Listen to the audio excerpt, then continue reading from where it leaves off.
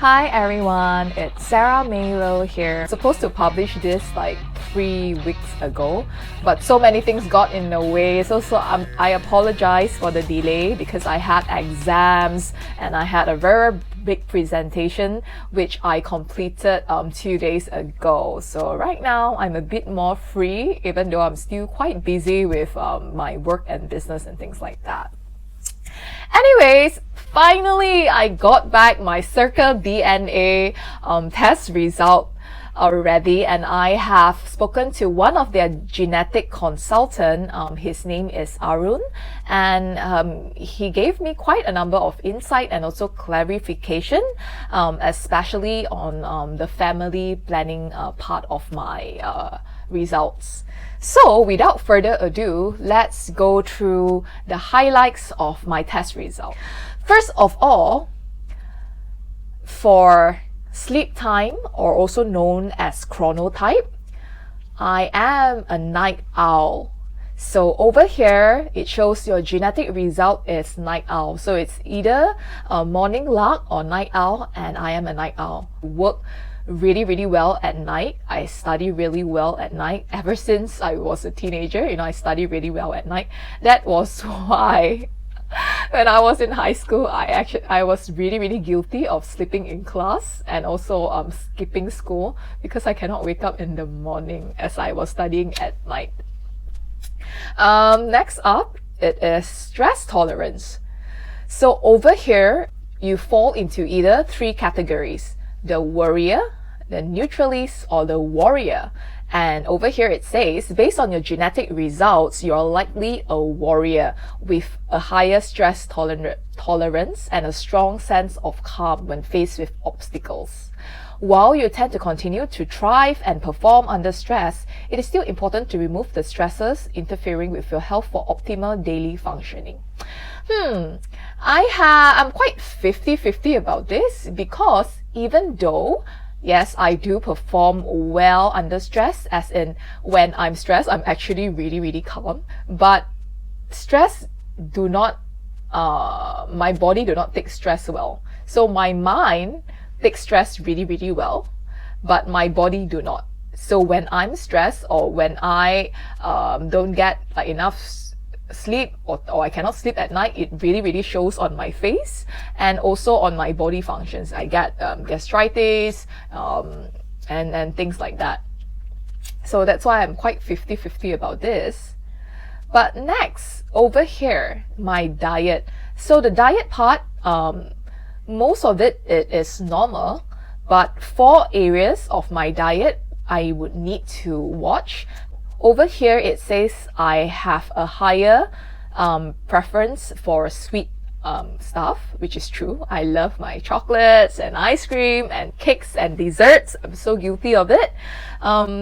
Over here, it also says that my taste sensitivity, I'm a super taster, which is also true. So way back, I actually first started in my media career as a blogger. So I blogged a lot about food and also travel. So yes, I'm a super taster. My taste buds are really sharp in a way.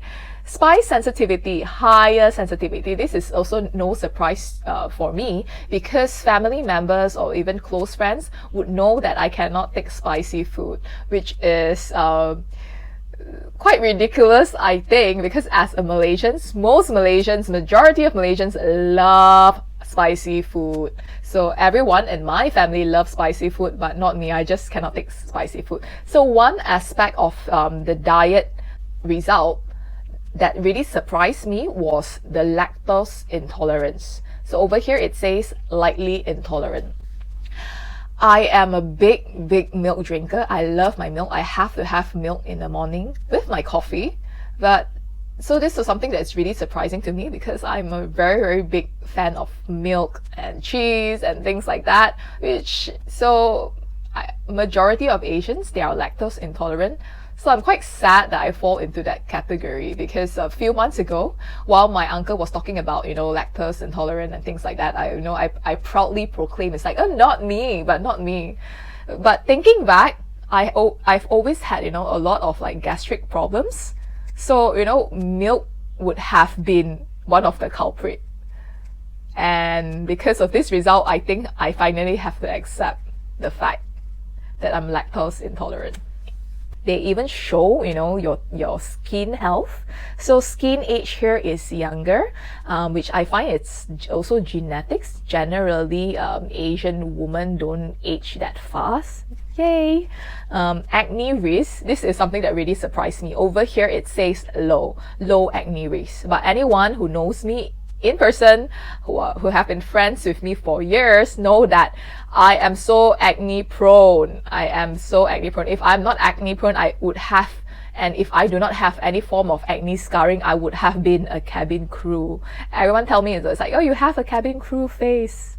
Yeah, I would have been a cabin crew if I had great skin. So this one does not make sense to me. Sports and fitness. I was hoping that my result would have been, okay, the most suitable sport and exercise for you is yoga, But over here it says, my optimal training type, it is low power and high endurance. Consider the following: long steady state cardiovascular training such as running or cycling. What you can do. You have the potential to be an all-rounder, performing well at long-distance running, 10 kilometers, cycling 20 to 30 kilometers, and swimming. You could also likely be a marathon contender. Okay, so I think this result is quite good to plan your my 2020 resolution maybe. But it surprised me, so I didn't know I can run marathons. Maybe I'm going to do an Iron Woman next year, maybe. And sports and fitness over here shows blood flow higher. This is something that I already know. So I get red really, really fast when I'm doing any form of sports. Also way back when I was doing ballet during my secondary school days, because I got red really, really fast, I actually get extra time to rest before going on to my next routine during my ballet exams. So body composition here is normal lean mass. There are a lot of people who I think are quite guilty of blaming their weight gain or something like that for being big bone, but those are just excuse. So yeah, I wanted to use that excuse. So it's like, oh, I'm not fat, I'm big bone, but over here it shows that I'm actually normal. Endurance capacity is high, so I can actually do a lot of high endurance kind of exercises. Heart rate response to exercise higher. This is also true. I find that my heart rate actually goes up really, really fast when I'm exercising. That is probably why my blood flow is also higher, and that is probably also why I get red when I'm exercising. Success traits. This one is interesting. So over here it shows that my IQ is excellent, but what is surprising is that my EQ is normal. So after thinking about it, it's actually quite true. I am more factual and logical than emotional. So even during my tarot readings, a lot of people think that or people who are tarot readers or feng shui master or do any form of counseling, they are more intuitive and also more emotional, but that's not true. A lot of my readings are very, very practical and logical, and probably that is why I read for a lot of businessmen, because I'm very practical and logical. So over here it shows that IQ is higher than my EQ, and over here it shows that my entrepreneurship tendency is also excellent. So I hope, fingers crossed, that I'll be a good entrepreneur. I'll be a great entrepreneur one day. Okay, the next one, it is something that I would like to highlight. Educational attainment, normal. So there's this very, very famous quote from the late Prime Minister of Singapore, Lee Kuan Yew. He said that most part of intelligence is by nature, not nurture. What it means is that a lot of people, they are born intelligent, they are not made intelligent. But over here, my genetic result shows normal. And a few days ago, I asked my mother, I asked her, okay, so based on the things that I have achieved in my life, my degrees, my career and things like that, do you think I got it by luck or by hard work? And my mother would not flatter me. My mom is someone who's very, very straightforward. So she told me it's by hard work. So I find that even though you are so-called not born intelligent or not born talented, if you put in hard work, everything can work out fine. So over here, it shows that, I'm not supposed to be, my educational attainment, I'm not supposed to be highly educated, because over here it says normal. But right now, in 2 years' time, I'm going to obtain my doctorate, and I'm going to be Dr. Sarah Melo. So just as long as you put in effort and, you have a lot of grit, you don't give up, I've always believed that you can achieve whatever you want, or your wildest dream in your life, you can always achieve it. Language ability, normal. Mathematical skills, normal. Memory skills, normal. Next one, music and dance, is something also I would like to highlight. I've always tell people that, I hope that my musical abilities and my dancing abilities, basically my talents, can be inherited to my future children. But over here, it says that my dancing ability is normal. Like, what the hell? And musical ability, normal.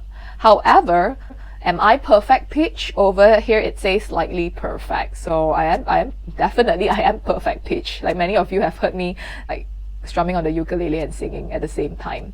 So over here, just like the educational attainment just now, I would like to highlight that, just because your result says normal and your musical ability says normal, if you put in hard work, you can always be great at something, at a skill. Because as someone who actually studied performing arts, the performance theory that I would like to use, it is called Twice Behave Behavior or Restored Behavior by Richard Schachner. So Schachner mentions that skills are twice behave behavior. So the more you practice, the better you become. I think no one, actually by the time they are born, they can dance really well. Of course, they are really gifted children out there, At 4 years old, they can play like Chopin or Beethoven or something like that. But those are just really rare cases. And if, that child genius, their parents did not encourage them or, place them at a piano or something like that, they wouldn't even discover that talent. So I find that, in life, continue to explore. And if you truly, truly love something and you put in the hard work, you can always be good in something. This part of the result is something that I have been looking forward to. It is the ancestry composition. Guess what? I do have European blood and South Asian blood. For European blood, over here it says European refers to those who are ancestrally Eastern European, example Russian, Polish, Hungarian, Northwestern European, British, Irish, French, German, Northern European, Finnish, and etc. And South Asian over here refers to those who are ancestrally Indian, Pakistani, Bhutanese, Nepali, Bangladeshi, etc. I do have South Asian and European blood, but it's only 1.46% for European and 2.25% for South Asian. So it's only a 4%.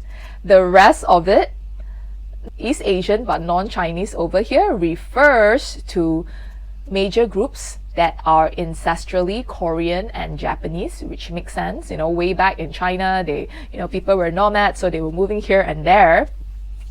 But this is only like 5.44%. The rest of it, 90.85%, I'm so freaking Chinese. And the best part about Circle DNA, they do break down in terms of whether you're a Chinese Southern minority, Northern Han Chinese, Southern Han Chinese, Western minority, Northern minority. So over here, it shows that I am mostly a Southern minority, 45.32%, South and also Southern Han Chinese. Northern Han Chinese is 23%, but it all makes up to 90.85%. So I'm so Chinese, man. I am so Chinese. I was really, really surprised that there isn't any like Southeast Asian gene or blood in me. Yeah, was really, really surprised. So why do I have mixed features? Why do I have sharp features? I cannot explain, I am Chinese. My DNA test shows that I'm Chinese. Maybe I've got sharp features due to good karma from the past 3 lifetimes or something like that. So do more good deeds and God will bless you with good looks.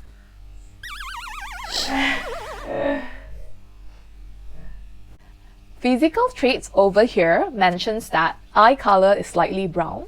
It is. Hair color lightly black, which is true.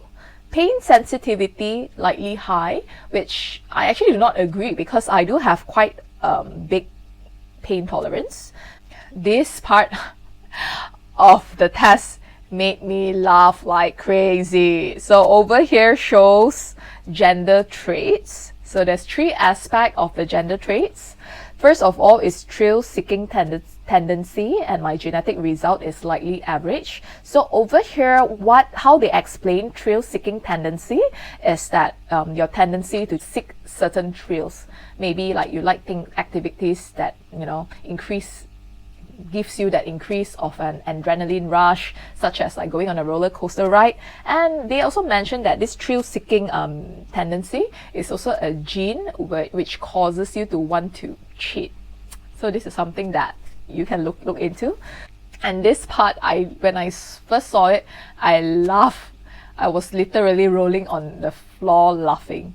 Over here it says breast size, your genetic result is slightly larger. Oh my god, this is so funny. So I don't know how to react to this. It's like, thanks mom, maybe. Thank you to my ancestors. So now to the serious part of the family planning section. So I spoke to their genetic consultant Arun on the family planning section, and also like whether they are cancer genes or certain diseases. And this is something that I was quite shocked to discover and gave me a bit of mixed emotions, also a bit sad, because over here it says that in the family planning section, all of it is negative except for non-syndromic hearing loss and deafness. I'm a positive carrier. This part of the result was really, really shocking. Also really sad for me because my late father was actually partially deaf. And most family members thought that, he started to lose hearing because of maybe an accident or something like that. But it wasn't. It was actually part of our genes, and I'm a positive carrier. So this part of the result actually made me scared a bit. Probably that is why, Circle DNA, they even have like extra service where you can speak to the genetic consultant if you have any like worries, which I was. That's why this was the first part, when I spoke to Arun, this was the first part of the result that I wanted to clarify with him. But Arun assured me that, once I decide to have children, I can always check on my partner's DNA profile also to see whether he's a carrier.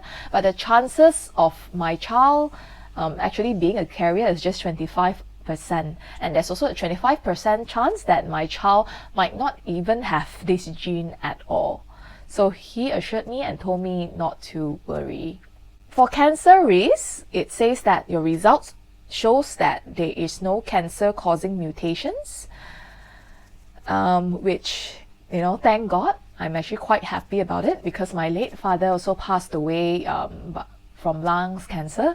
But I think it is highly due to his lifestyle. He was a heavy smoker. And when I was speaking to Circle DNA's genetic consultant, Arun was actually quite thorough.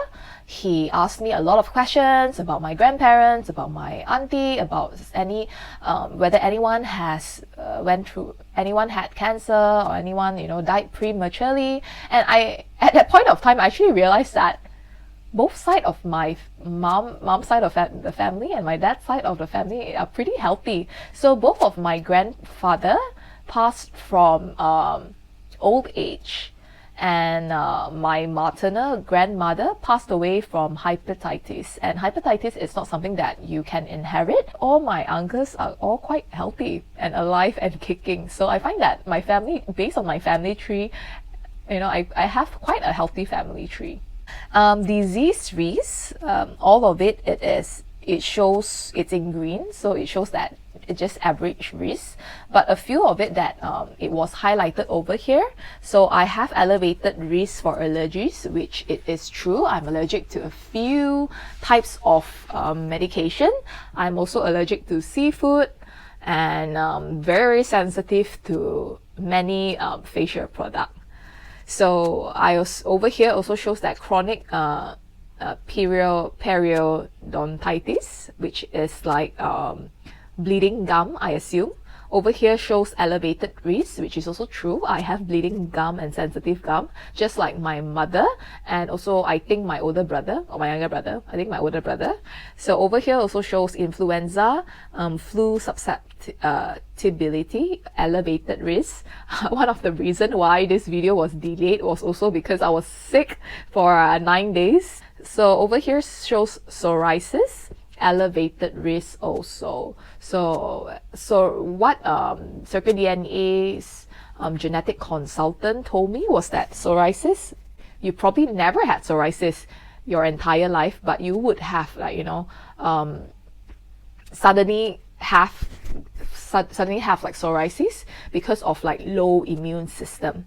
So two years ago, in 2017 and 2018, I actually traveled a lot for work. So even though I was based in Vietnam, I was flying a lot to Cambodia, to Jakarta, and also back to Malaysia. The whole of 2018, I think I did almost like 40 flights. So because of that, and probably due to a bit of stress and a bit of like change of temperature and a change of environment, I developed scalp psoriasis. At first I thought it was a dandruff, but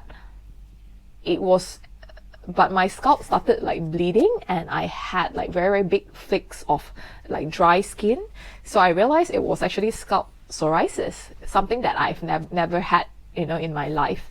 And so probably it is always important to really take care of myself, and also not put myself in like stressful situations maybe, and have enough sleep so that I don't get this psoriasis. So that's all about my test. And so if you want to get a Circle DNA test kit for yourself, I find that it's a very good tool for you to know, as the results really help you for like, your hashtag resolution, hashtag 2020 kind of like planning. So over here, I discovered many new things about myself. Maybe, next year I'm going to run a marathon, or maybe a few marathons, or maybe like join an Iron Woman competition. Can't wait for 2020. So get yourself a test kit if you're really interested in those results that I mentioned just now.